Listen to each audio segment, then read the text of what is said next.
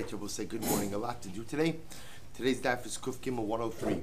We are picking up on Kuf Beis with Beis 102b, and we are picking up 8 lines up from the bottom. Parach Ravachim. So let's remember again, the Gemara was trying to illustrate the halachos that we saw in the Mishnah through an interesting exchange between the Tvul, between two Kohanim, right? Two fictional Kohanim. One being the Tvul Yom, the individual just went to the mikvah, the other being the Kohen Tahor, and the Tvul Yom trying to somehow get some type of portion for himself. So Baruch Ravachai, so Ravachai raised the following kasha. Lema le, why doesn't the Tvul Yom say to the Kohen, to the Tahor Kohen, Tenli mi bechar va'ochal, give me some of the bechar and I'll eat it. Mishum da'amar le, because he could say, Uma b'makom shora kochi bechatos, so we'll say in a case of a chatas, where the Kohen says, even I, the Tahor Kohen, have less of a claim in that I can't feed it to my wife or to my servants. I have the ability to chisicha mechatas Yisrael. You Tvul Yom can't eat that chatas. Makom sheyafa kochi bebechar dechula delay. He ain't of din she'edacha chamimenu. Then all the more so says the Tahor Kohen in the case of bechar, where again I do have rights in that bechar, it is all mine. All the more so I have the right to preclude you from gaining your portion. Umaim dechisane mechatas shekeshem shehora. Umaim dechisane mechatas shekeshem shehora kochacha kachora kochi. But then the Tvul Yom could respond once when it comes to chatas, where again your rights are compromised already, where you can't give it to your wife or to your servant. So I understand why I'm also compromising. You could cut me out of that. However, when it comes to Bechar, the same way you Kohen have rights, so too I should have rights. Therefore the pasuk says, as damam tizrok ala mizbeach, ve'es chalbam taktir ubesaram yihya lecha. So therefore again, we'll say, what does the pasuk say? You shall throw the blood of the mizbeach, offer up the fats, and the meat will be yours. So what does the Tahor Kohen say to the Tvul Yom? Bo zrok va'achol. If you want a carbonic portion, no problem. Come do zrika and come and eat. So we'll say it's the same theme and same exchange every time, where the Tahor Kohen says to the Tvul Yom, no problem. If you want, you can have whatever you want. Just come and do the avoda. The inability to do the avoda obviously precludes him from taking a carbonic portion. The idach parach miksev u'bisarm lakohen azorek. And the other opinion will say the Tvul Yom will say, does the pasuk say, and the meat will go to the Kohen who does zrika, u'bisarm yeloch. All the pasuk says is the meat will be to you. Afilu lekohen acher, even to another kohen, i.e., even to someone else who can't do this zrika. That's what the Tvul Yom will claim. So we'll say, so bottom line is the statement of the Mishnah still holds true, which is that halacha l'maaseh, the only time you are entitled to a piece, to sacrificial meat is when halacha l'maaseh you had the license to do the avoda. But if you don't have the license to do the avoda, you don't get meat. So we'll say now the Gemara loops back to the beginning of the story. Vehechi avit hachi. We'll say, if you remember again, this whole thing got started how? This whole thing got started by Rava saying, I learned this halacha from Rabbi Elazar, Rabbi Shimon, da'amar bebeis hakisei. He said this halacha while in the bathroom. So the Gemara now asks, 1 second, how was Rabbi Elazar, Rabbi Shimon able to learn Torah in the bathroom? After all, we learned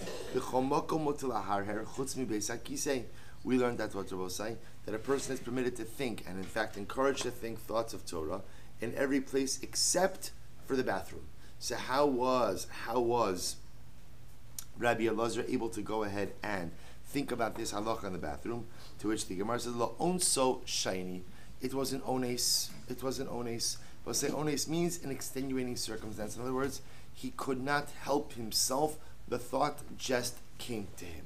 We'll say, right? Halavai to be on that level. So first of all, it's just an important halacha. Shulchan Aruch writes, this is in Arachaim, Siman Pei Sev Beis, Afilu laharher b'divrei Torah aser b'beis hakesei, or b'beis hamerchatz, or b'makom hatinofes. You are not permitted to think about words of Torah in a bathroom, or in a bathhouse, or in any place where either, again, people are unclothed, or there's dirtiness associated with it. When I said dirtiness is the wrong word. In other words, like a bathroom, like there's unclean things that are there, filth that are there, right? Not filth like in a moral sense. You understand? Like, I feel like filth like in a physical sense. So we'll say, so just say an amazing halacha. So the Mishnah Berurah says, okay, so I'm not supposed to think Torah. So the Mishnah Berurah says, v'yachshov sham cheshbonos beso v'hotza'osav. So what should you do in the bathroom? So first of all, he doesn't encourage reading the paper, right? Why not? There's a very good reason why not to read the paper, which is, right? Because you stay in there longer. The goal is getting it out, right? The goal is not to linger, because there's a lot to accomplish in life, right? So don't spend your life reading paper in the bathroom. So what should you do? This is interesting. He says, "V'yachshav sham cheshbonos beisav otzosav." Think about your household budget, right? He says, go. I mean, crunch your numbers. Shalo yavo lidei hirur. So I say the idea is, here's what's amazing. The idea is, I can't think Torah in the bathroom, but yet a person can never be idle. So the idea is, but yet you don't want to spend prolonged periods of time in the bathroom, because there are things I have to accomplish in life. So the Mishnah Berurah suggests reviewing your household budget while you're in the bathroom. I guess that's something that a person could do relatively quickly. Therefore, maximize the time without spending too much time there. Don't remain idle, but at the same time, again, don't lose incredible volumes of time doing things in the bathroom. Good. Says the Mishnah. We'll say Kuf Gimel Amud Aleph. Here we go. Kol shelo zacha mizbeach b'bsara lo zacho kohanim ba'ora. We'll say, as long as if the mizbeach doesn't get its meat, then the kohanim don't get the hide. In other words, we'll say now we're switching gears a little bit to the fact that part of the way the kohanim earn their parnasa is through getting the hides of a karban. So when are the kohanim entitled to a hide? Only when the mizbeach gets its meat. So if the meat is offered up on the mizbeach, then the kohen could get the hide. Shene emar olas ish ola sha'osel ish. We'll say the Gemara Darshans over here. The pasuk says olas ish. An ola beginning, so because it has va'koin ha'makrives olas ish or ha'ola sherhikriv va'koin lo yeh. We'll say, so the pasuk that says that the kohen gets the that the kohen gets the hide of an ola, refers to it as olas ish. Olas ish means an ola which goes ahead and counts for another person, is the type of ola for which the kohen gets the hide. Oh, we'll define what that means in just a moment. Ola shenishchata shelo lishma. But so what happens if an ola was shechted shelo lishma? Afa pishla also lebailim or lekohanim. Even though again that ola does not count for the particular owner who offered it up, because it's shelo lishma. But I will say it is not an invalid karban. So because it's not an invalid karban, then what? Then ultimately again the kohen will get the hide. So we'll say now you begin to see a little bit of a development of this idea that essentially in order for the kohen to get the hide, the ola has to be a valid offering. Even if it's not valid for the particular owner. In other words, even if for some reason it doesn't discharge the owner's obligation, as long as it's a valid ola, valid offering, then what? Then the kohen will get the hide. So the Gemara goes weiter. Echad ola sa'ish ve'echad ola sa'isha. Whether again it's an ola of a man, an ola of a woman, orosin l'kohanim. The kohen will get the hide. Oros kachim kalim lebailim. Similarly, again the oros, the hides of kachim kalim, go to the owners, not to the kohanim. I will say. Oros kachim kadashim lekohanim. The oros of kachim kadashim go to the kohanim. Kal v'chomer. And the Gemara says kal v'chomer. What's the kal v'chomer? The Mishnah says Uma im ola shelo zacha b'bsara zacha ba'ora. So when it comes to ola, where the kohanim don't get the meat yet, they go ahead and they get the hide. So kachim kadashim shezacha b'bsara eino din sheyisku ba'ora. So we're saying kachim kadashim where kohanim do get the meat, they certainly should get the hide. To which the Gemara says ein mizbeach yochiach. That is not true. You could prove that this is incorrect from the mizbeach. How so? She'ein lo ar b'chol makom. Because we will say there are many times where the mizbeach gets the meat, so to speak. The meat is burned on top of the mizbeach. Yet we'll say there is never a case in which what? In which the mizbeach gets the hide. We never burn a hide on the mizbeach. So you see that kal v'chomer is a bit flawed. Fine. In any event, we'll say let's analyze the principles. So remember again, the first principle that the Mishnah espoused was this idea that if the mizbeach gets its meat, then the kohen gets his hide, which is another way of saying that as long as the karban is effective, we see effective means that it's a valid karban, even if for some reason it doesn't end up counting towards the obligation of the person who's bringing it. As long as it is an effective karban, so then the kohen is entitled to the hide. Where do we get this from? from the phrase Olas Ish. So we'll say Gemara, beginning of the Gemara, Kuf Gimel Amud Aleph. Tan Rabbanon, Olas Ish, when the Gemara says Olas Ish, Prat La Olas Hekdish Div Rabbi Yehuda. Rabbi Yehuda says this comes to exclude the Ola of Hekdish. We'll define what that means in just a moment. Rabbi Yehuda Omer, Prat La Olas Gerim. Rabbi Yehuda says this comes to exclude what? The Ola of Gerim. The Rebbe say in these cases the coin does not get the hide. So let's analyze this. My Prat La Olas Hekdish. We'll say, what does it mean when we say that Olas Ish comes to exclude Olas Hekdish? Amr B'chia Bar Yosef Prat the Ola Haba Min Hamosaros. We'll say what it means is as follows. It comes to exclude the case of what we call an Ola that comes from the extras. Now we'll say now B'pashtos, what this is referring to as follows. Look at Rashi for just a moment. Min Hamosaros the Chalashamos Sharaya Kigon Temuros Asham Va'asham Shemesu Bailov V'cheshechipru Bailov Be'echad the Kaimalon Yurovi Machravi Plu Dmeilin Adaba Fu Olas the Ketzam is Be'ech. So listen to this. This refers to additional karbanos. Now, additional karbanos can be brought in a variety of different ways. Either, let's say, for example, you have, Rabbi say, from the half shekel, leftover half shekel. So what did you do with that leftover money? You brought what's called Ketzam Mizbeach. You would offer up olos on the Mizbeach, so that the Mizbeach itself was never dormant. Or, let's say cases where I set aside a carbon for a chatos. I lost the carbon. I set aside another. I offer it up, and then I find the first. What do you do with that? You let it graze, you use the money, you purchase an ola. So we'll say, so Yosef says, those karbanos, those olos, what we call the additional olos, we'll say, the Kohen does not get the hide from those types of karbanos. So that makes sense, according to the opinion that says that what we call the mosaros. Now, mosar literally means extra. Those are called extra karbanos, either because, again, they're brought from the extra monies of the machzis hashekel, or ultimately, again, because they're brought as a result of quote-unquote extra karbanos. In other words, again, remember, if you just focus on the simple case of where I set aside a chatas, went ahead and lost the animal, set aside another one, offer up the second one, and then find the first. So again, I let it graze, develop a mum, redeem it, use the money to purchase an olah. So the Kohen does not get that high. So that makes sense according to the opinion who says that ultimately, again, these extra karbanos go for communal gift offerings. But according to the opinion who says that no, it's true it goes the extra animal goes as a carbon ola, but it goes as a personal ola. If that's the case, then what? Then why shouldn't the Kohen get the hide? Kida Amarava, as Rava says, ha'ola, ola rishona. Ha'chanami, ha'ola, ola rishona. So I'll say, so Rava darshins that when the pasuk says or ha'ola, that the Kohen is entitled to or ha'ola, what it refers to is what? The first ola. In other words, Rava says, so in cases of either leftover animals, the Kohen is not going to get the hide because the entitlement of the hide only comes from quote unquote the first carbon. Rabbi Aivu Amr Bianai.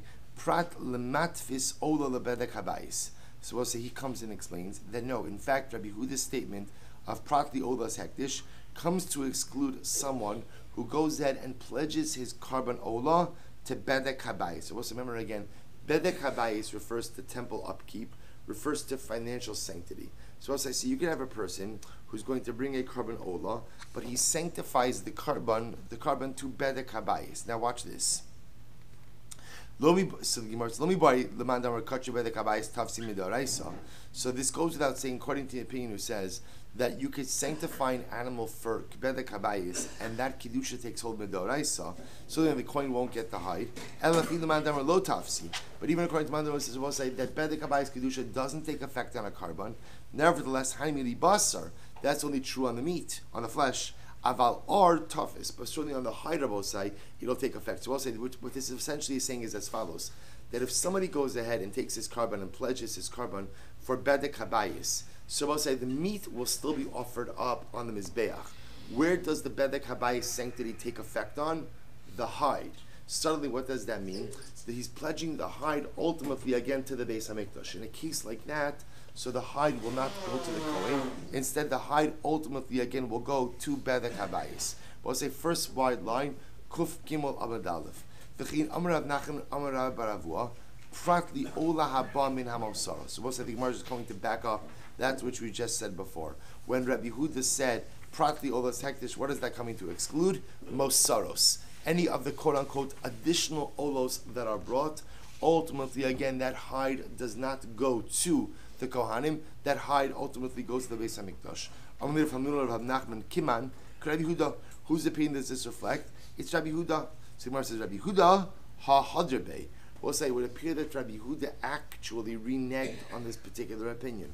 Why? What did we learn? This Sanya, Shisha linedava. So we'll say ultimately again. So if you look at Rashi over here, it's in the fourth wide line. And Rashi says Shisha linedava beyud gimel shofro shayba mikdash kamairi tichsiv alein tiklin charitin the tiklin atikin kinin v'goes the ola itzimu levona v'zav lechapores v'shisha linedava u'mefarshi ma'nei shisha linedava. Supposed to listen to this. Remember, back to our Shkalim days, there are multiple collection boxes inside of the Beis HaMikdash. So the Gemara quotes the Brisa that says, Shisha l'nedava. 6 of them were labeled as nedava, as gift offerings. Shisha l'nedava, li'ola haba min hamosaros. And Abba say, what was that money used for? That was ultimately used for money to purchase olos. Olos min hamosaros, from the leftover monies. Shelo yu kohanim zakain ba'ora di Rabbi Yehuda. And this Ola Haba Min HaMosas, remember again, we just said this before, Ola Haba Min HaMosas means this extra Ola can be brought in a variety of different ways. Either it's a lost carbon that is subsequently found, or in this case, it's leftover half shkalim that were used to bring communal offerings in order that the Mizbeach should never be dormant. Either way, Rabbi say what it means is what? Or what it means for us is the Kohen does not get the hide in these circumstances. These are the words of Rabbi Yehuda. Amru Rabbi Nechemya, Rabbi Shimon, Im Kin Bitalta Midrasha Shah Yehoyada Kohen. Well, if that's the case, that the Kohen is not going to get the hide from the Mosaros, you have negated the drasha of Yehoyada. What did Yehoyada say? Disanya, Ze Midrash Darash Yehoyada Kohen. This is the Medrash, this is the drasha of Yehoyada Kohen. What did he say? Ashamhu. So we'll say the pasuk says, Ashamhu, Ashom Ashem Lashem. So we'll say, so the pasuk Ashamhu, Ashom Ashem Lashem. This is just the pasuk. It is in Asham because of his wrongdoing against God. And we'll say now there's a lot of Ashams in this pasuk. Kol sheba mishum chatas mishum Asham yilakach ba'olos. So we'll say anything ultimately again that comes as a result of a chatas, or comes because chatas and Asham, right? Yilakach ba'olos. So what this means is any carbon that was originally supposed to be brought as a chatas and an asham, but then something happened, and as a result, you have an extra animal. The boss say now, however you have an extra animal, you lost the first chatas and asham, separated a second replacement animal, offered it up, and then what? And then found the first. So what we'll say, so now what do you do with that first animal? You let it graze, develop a mum, redeem it for money, use the money to purchase olos. Habasra l'shem, and Rabbi say you offer up that carbon, and what happens? That meat goes on the mizbeach, ora l'kohanim, and the hide goes to the kohanim. So we'll say, so now what do you see in this case? So what did Yehoyada pass? And we'll say, so it sounds like, but Yehoyada is saying what? That in the case of mosaros, the hides belong to the kohanim. And Rabbi say, now see, that seems to contradict. Now, so remember, Rabbi Yehuda just got finished saying that what? That prat lahekdish, he says olas each is prat lahekdish, and what does that come to exclude? The mosaros. They said to Rabbi Yehuda, you're contradicting a drasha of the Kohen Gadol of Yehoyada, the Kohen Gadol. Amalei elamar b'mayim mokim lo. So ultimately, again, so he says, well, if that's the case, so then how do you darshan Rabbi Yehuda's statement of olas hektish? So we'll say, so here's what we're saying. Just to recap a little bit over here. The pasuk olas ish tells us that the kohanim are entitled to the hide when it's olas ish. Somehow, if it's not olas ish, the kohanim are not entitled to the hide. We're trying to figure out what. So what is that coming to exclude? Rabbi Yehuda says it's coming to exclude olas hektish. We thought olas hektish means what? Mosaros. Now we're seeing that based on the drasha of Yehoyada Kohen, the Kohen is in fact entitled to the hide even from Mosaros. If that's the case, then what did Rabbi Yehuda mean when he said Prat la'olas hagdish? To which the Gemara says, Amarlei muchmina lei b'makdish nechasav uk'Rabbi Yoshua. I think it's coming to talk about the case of a person who consecrates his estate.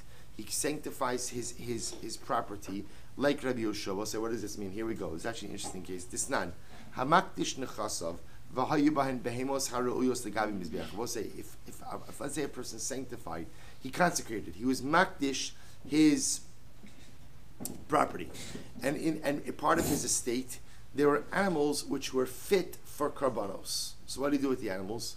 Zecharim and nekevos. So there's male animals, female animals. What do you do with it?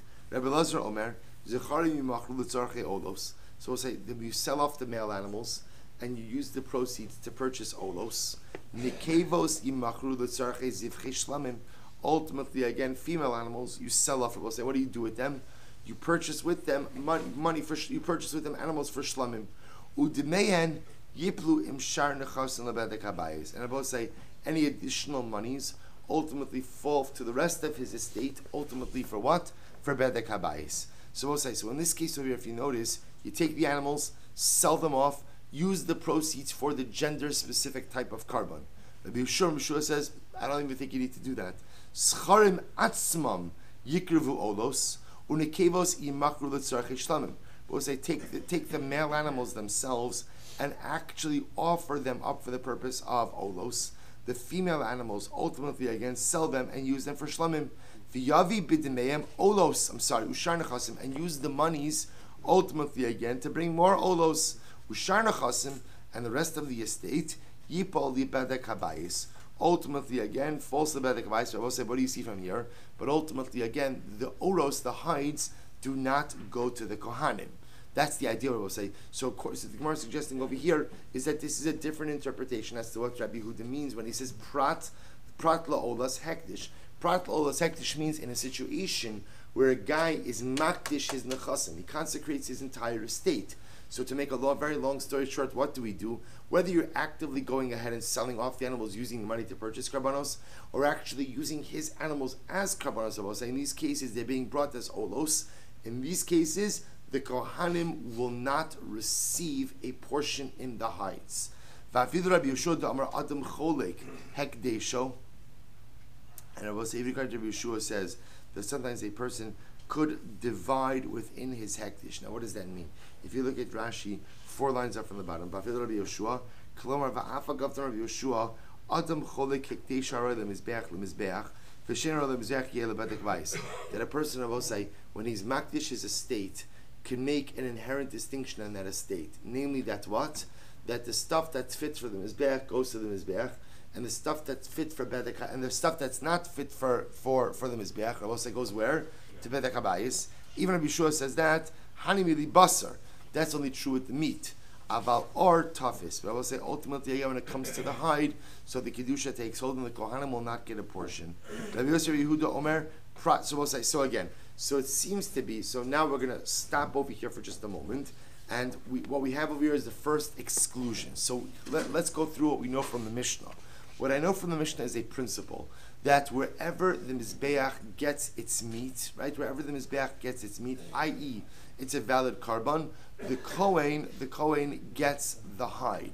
What is that based on? Shene Amar Olas Ish, Ola Sha'olsa Ish. So any Ola that works for a person, ultimately, again, the Kohen gets its hide. Now, we've already seen, works for a person doesn't mean that's the discharge's obligation. Works for a person just means what? It's a kosher carbon. So now we'll say Rabbi Yehuda says, what does that come to exclude?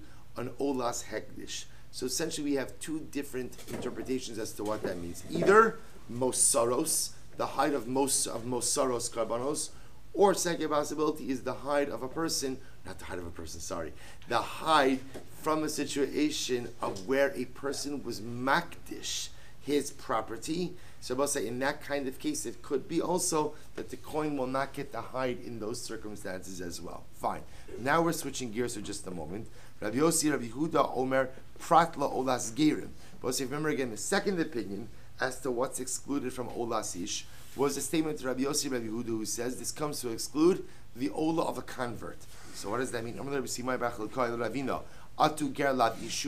understand the convert's not a person. In other words, why would a convert's carbon be excluded ultimately again, or why would a Kohen not receive the entitlement of the hide from an ola of a ger? To which the Gemara says, Amrlei prat leger shemes ve'ilo yarshin. We'll say what it's coming to exclude is the case of a ger who dies and has no inheritors.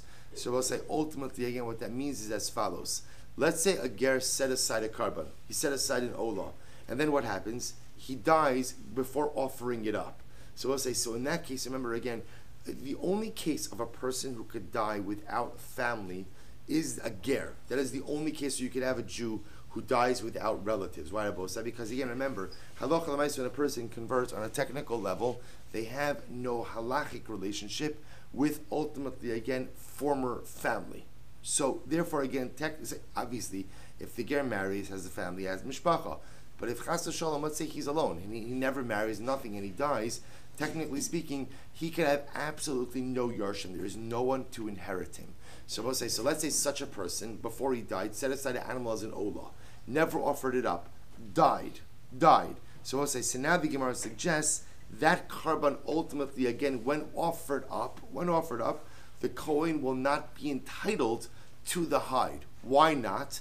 Because the only time a Kohen is entitled to hide, I will say, is when what? There's olas ish. Olas ish means there's an owner of the carbon. In this case, what do you have? You have an ownerless carbon. Why do you have an ownerless carbon? Because the ger is dead, right? The ger is dead. He can't be called the owner of the carbon. And we can only call the owner if you're alive. And there are no yarshim. So because you have a technical issue over here. You have an ownerless carbon, which will still be offered up, but at the end of the day, because it is ownerless, the Kohen does not get the hide. Tan Rabbanan, olas ish inni ela olas ish. So now the Gemara is going to further dash in this. Pasuk is olas ish. I don't know ola that belongs to a man.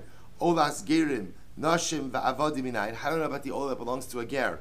Ola that belongs to women or to servants. From where do I know that ultimately the Kohen is entitled to the hide? Tamalomar or ha'ola.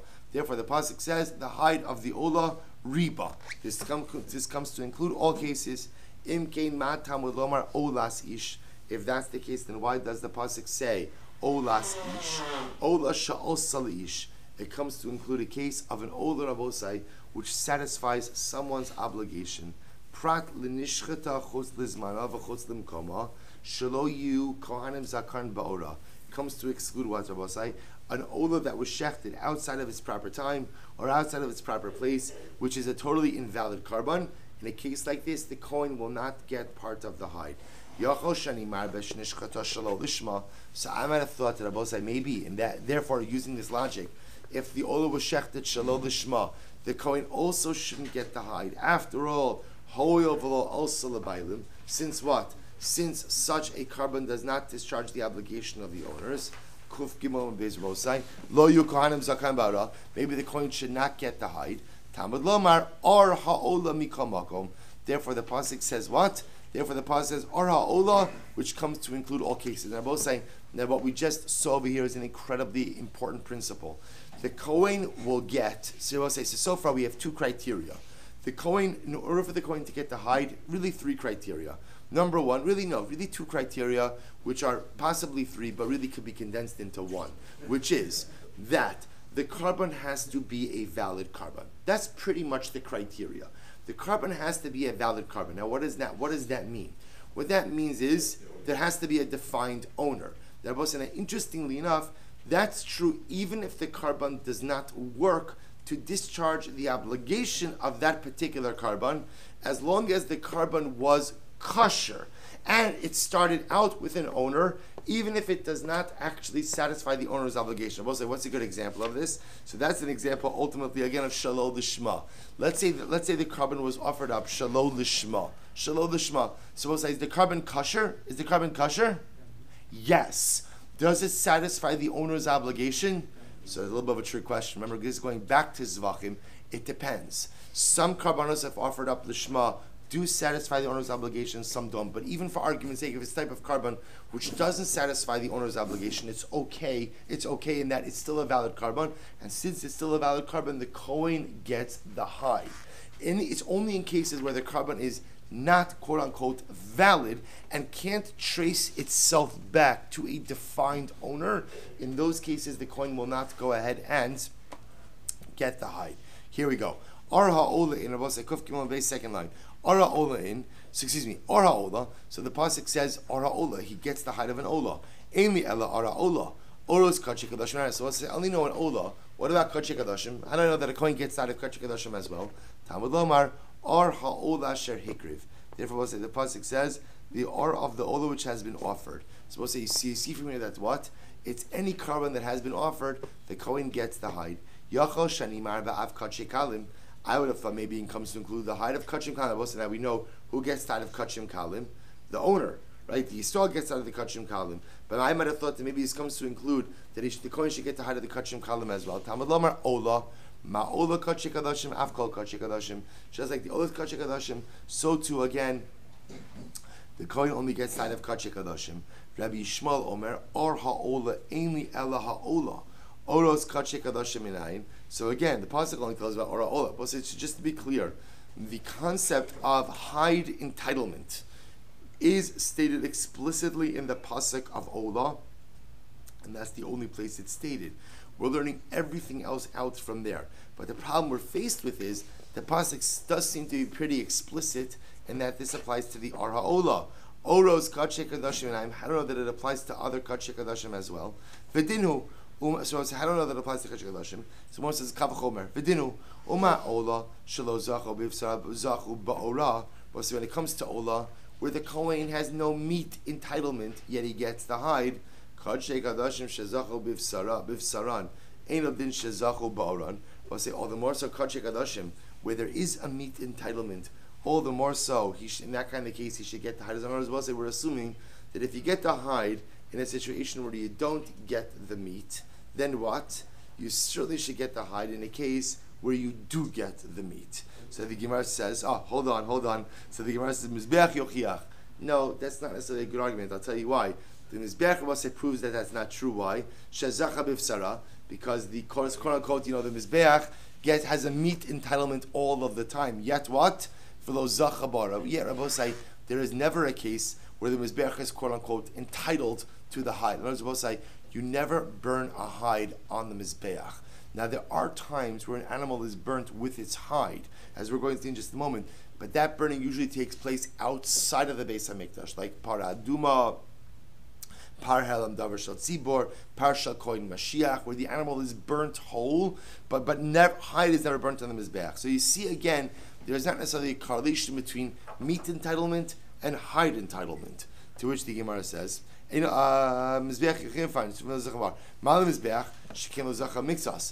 here's the difference. The Mizbeach, bless you. The Mizbeach Rabosai has absolutely no hide entitlement. In other words, as you just said before, there's never a case where the hide is burnt on the Mizbeach. Yet Tomar beKohanim shezachu b'miktzas. Yet Rabosai, we know that there are cases where Kohanim do get the hide. Rabosai, if there's one case where everyone agrees that the Kohen gets the hide, it's where? It's where? Ola, right? For a simple reason. Why? Because it's stated there. So again, I already see that Kohanim do have a hide entitlement. Therefore, I would say, Kevan, Torah gonna hold v'zachu miktzas, zacha b'kulei. Meir will say they should get all the hides of Kachei Kadashim as well.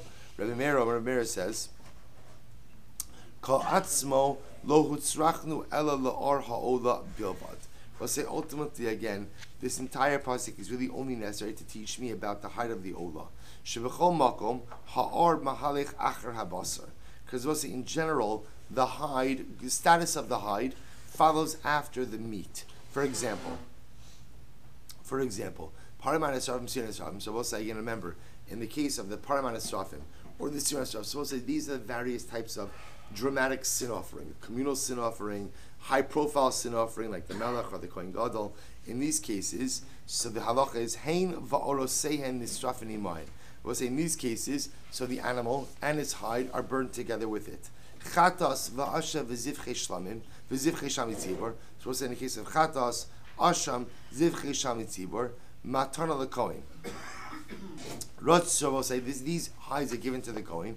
Ratzu mafshitin oso lo ratzu ochlin osan al gabi oran. If the Kohen wants to skin the animal first and take the hide separately, he can do that. The other pasuk I will say is that what? They could eat the flesh off the hide. In other words, Kohanim could choose to leave the hide on and eat the meat from the hide, from the skin, or they could choose to go ahead and remove the hide from the animal. So the Gemara says, Lo ratzu ochlan osa gabi oron, kachim kalim lebailim. So the Gemara will say kachim kalim. So ultimately, again, the meat and the hide goes to the owner. Ratzu mafshitin also. If the owners want, they could skin the animal, take the hide off. Ratzu ochlan osa gabi oron, or they could just simply eat the meat right off the hide. Aval ola ne'emar ba vehevshit esa ola v'nisach osalin sacha. Yet I will say, interesting enough, by ola, the pasuk says that what? It shall be flayed. In other words, the pasuk will say explicitly says that the ola is supposed to be skinned. V'nisach osalin sacha. You will cut it up into its parts. Yachol lo yuakanim zakan ba'ora. I might have thought that the kohanim are not entitled, ultimately, again, to the hide. Talmud lomar or ha'ola sher hikriv. So therefore the pasuk says the or of the ola, the hide of the ola which was offered, lo yihiyah. Ultimately, again, it will belong to him. So I share hikriv. So we'll say ultimately again that he will. So really, it's a comma there. Talmud lomar or ha'ola sher hikriv. Therefore, we'll say the pasuk says that he gets the hide of the ola that he offered. Fine. So we'll say lo yihiyah. So we'll say, so what do I do with the pasuk, or what do I do with the phrase lo yihiyah? It shall be his. Prat litvul yom or mechusar kippurim va'onin. But this comes to exclude the case of a tul yom, which is the Kohen who went to the mikvah, but ultimately again requires hair of shemesh. Mechusar kippurim requires some additional atonement karbanos. Va'onin. We'll say onin is, as we spoke about before, a person who endures loss before burial. Shalachalo yisku b'basar shehu la'achilo yisku bar she'eno la'achilo. I'm going to say that these individuals, although they do not get their consumption portions of karbanos, they should get what? They should get a portion in the hide. Talmud lomar lo yihiyah. Therefore, we'll say the pasuk says it shall be for him. Prat l'mechusar kippurim utvul yom va'onin. We'll say it's actually a very important halacha. We know this. That halacha l'maisa will say you only get hide if what? If halacha l'maisa you have a portion of consumption. If you don't have a consumption portion, then ultimately again you don't get a hide portion. I v'tanakama nami seifok le'medina. So we'll say, so why doesn't the Talmud Tanakama learn the same halacha from the Kal V'chomer like we saw before? Milsa de Aseh v'Kal V'chomer Torah v'Kasav Lakra. Because he knows that even though it could have been learned out from a Kal V'chomer, Torah goes out of say to write a pasuk. Rabbi Shmuel. So Rabbi Shmuel Haya Sher Hikriv Mai Avidle. We'll say, what does Rabbi Shmuel do? First wide line Kuf Kimulam of days. What does he do with this phrase Asher Hikriv? Prat l'Tvul Yom u'Mechusar Kippurim va'onin. We'll say it comes to exclude the case of Tvul Yom, Mechusar Kippurim va'onin, to say just like these individuals can't eat, so too they don't get a portion in the hide. V'seifok lei me lo yihiyah. Why doesn't he learn it out from the phrase lo yihiyah? Rabbi Shmuel lo tamei. Rabbi Shmuel goes according to his reasoning. Damar Rabbi Yochanan Rabbi Shmuel. Nemar ba'ola lo yihiyah. It says by ola it shall be his. V'nemar ba'asham lo yihiyah. It says by asham it shall be his. Ma lahalon atzmosav mutarin. Just like I was saying. By asham, we know the bones of the asham are permitted to the Kohen. We saw this last week. Kohen could do whatever he wants. He wants to make a bone cup, a bone plate. He can make whatever he wants out of those bones. Afkan atzmosa mutar. And so to Ola, the bones are mutar as well. And the Gemara just says mufni. It must be that this phrase of lo yihiyah will say is not used for any other drasha and is therefore open for this drasha. Di'ilo mufni, if it were not opened, ika lemifrach, I could have said ma la asham shekin b'saro mutar. I would have said, asham is different than ola. Why? Because by asham, the flesh itself, the meat of the animal, is permitted. That's why the bones are permitted. Therefore, again, ma la asham shekin b'saro mutar, lo yeh kra yisir. It must be that the phrase lo yeh, therefore, is open, and therefore I can make the drasha, or make the gzir shava, between asham and ola. Just like asham, the bones are mutar, so too by ola, the bones are mutar as well. So we'll say, halacha l'maisa. What do we take away from this sugya? So we're not finished with it. We're not finished with the hide sugyas. There's still more. But for our purposes today, kol oros the Rambam hilchos maser kawanos parakei halacha yutes. Kol oros kadshei kadashim lekohanim. We'll say all of the hides of kadshei kadashim karbanos go to the kohanim. Bein bar karbanos sibar, bein bar karbanos yachid shene amar or ha'ula asher hikriv. So we'll say, so this actually, we just saw in the Gemara, it's even though the pasuk by hides is by Ola, it uses this lashon of Ar ha'ola asher hikriv, which tells me that any karbanos that the Kohen offers, the Kohen gets to keep the hide. As long as what? The carbon that is being offered is like an Ola. Just like an Ola is Kodesh Kadashim, so to what? Any Kodesh Kadashim karbanos, the Kohen gets the hide. Aval Oros Kadshe Kalim Lebailim. Ultimately, again, but Kachim Kalim will say the hides, ultimately, again, go to the owners. One last statement. V'chol Ola shelo zacha mizbeach bivsara, lo zacha HaKohen be'ora. Shene'emar Olas ish Ola sha'osalish. And therefore, we'll say the Rambam also accepts the principle that this is only true if what? If the carbon, if the Mizbeach gets the meat of the carbon. If the Mizbeach gets the meat of the carbon, then the Kohen gets that. I will say, what does it mean if the Mizbeach gets the meat of the carbon? What does that mean? The carbon is kosher. The carbon works. In other words, I will say now again, so to be clear, remember, the carbon could work even if it doesn't satisfy the obligation of the individual, like we saw in the case of an Ola offered up Shalol Lishma. If an Ola is offered up Shalol Lishma, it doesn't satisfy the individual's obligation, but what does it do? What does it do? It's quote unquote an effective carbon. So as long as the carbon, so bottom line, Kohen gets the hide by Kodshe Kadoshim, as long as it is a valid sacrificial offering.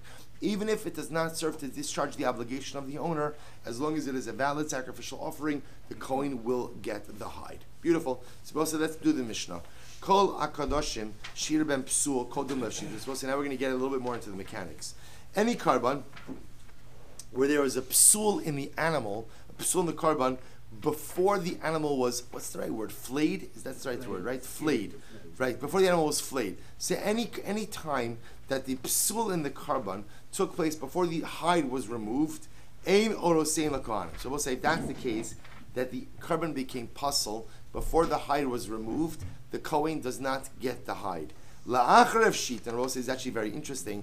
What happens if, we'll say, you shechted the animal, you removed the hide, and a psul was discovered later on. Now we'll discuss what type of, because remember again, there are different type of psul, we'll say. It could be a psul that is internal to the animal. They discovered the animal was a treifa, or there could be some type of carbonic psul later on. So we'll discuss that. But if what happens if the psul was discovered after the animal was flayed, then orosin l'kohanim, then in fact the Kohen gets to keep the hide. Very interesting halacha. On Rabbi Chanina Skana Kohanim, let's listen to this. Rabbi Chanina Skana Kohanim said, Miyamai lo ra'isi or shiot to the beis hasreifa.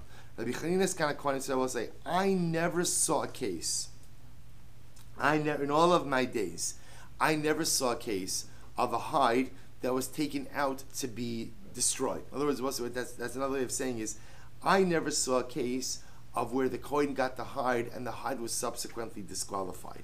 So the Gemara says, Am Rabbi Akiva, Midvarav Lamadnu, Midvarav Lamadnu, Mafshit Esha Bechar, V'nimtza Treifa, Sheyausa Kohanim Ba'ora. We'll say, what do you see from here? You see from Rabbi Chanina Skana Kohanim's statement that I will say, if you have a Bechor animal that was flayed, the animal then went ahead and, so the Kohen got the hide, then when they subsequently opened up the animal, it was found to be a treifa. Apparently, even in that kind of case, what's the halacha? The Kohen gets to keep the hide. Because Rabbi Chanina Skana Kohanim is saying that he never saw a case of where Kohanim got the hide and had to give it up. Now, both say, now this case of a Bechor being recognized as Treifa, say must have happened. I don't know frequently, but definitely happened. I will say, here's the interesting part about Treifa case. When they open up that Bechor, and it turns out that it was a Treifa, we'll say. So what does that mean? What does that tell you? That means that animal from the beginning was a treifa, which means that even the time that the Kohanim got the hide, they got the hide of a treifa animal. Yet what? Rabbi Chanina Skana Kohanim is saying, I never saw a case where they took the hide back from the Kohanim and then burnt it. So we'll say, to which the Gemara says, Rabbi Kiva says, apparently you see from here that if you flay the Bechor, even if it's subsequently found to be a treifa, the Kohanim could still go ahead and keep the hide. The Chachamim say, Ein lo ra'inu eino raya. Ein lo ra'inu raya. So we'll say, the Kohanim say, the fact what you did see or what you didn't see, that's not how we develop halacha. Right? The fact that you never saw hide being burned, maybe you were just living in good times. Right? But it says the Chachamim, Ella yetze lebeis hasreifa. The Chamsi Rabbi say ultimately again that where there is a case that the psul in the animal we know was there from the beginning, then what Rabbi say? You would take the hide back from the Kohanim and ultimately destroy. So we'll say. So now we'll see. We'll stop over here for today. But ultimately, again, fascinating machlokes. So apparently, again, Rabbi Chanina's Kohanim and Rabbi Akiva seem to be saying that in the case of Bechar where you flayed it and then discover the psul afterwards, the Kohen would still get to keep the hide. The Chum saying no. Since when you find that the animal is a treifa, you know that that animal is puzzle from the beginning, then halacha lamaisa what? The hide has to be destroyed as well. We'll continue our session tomorrow.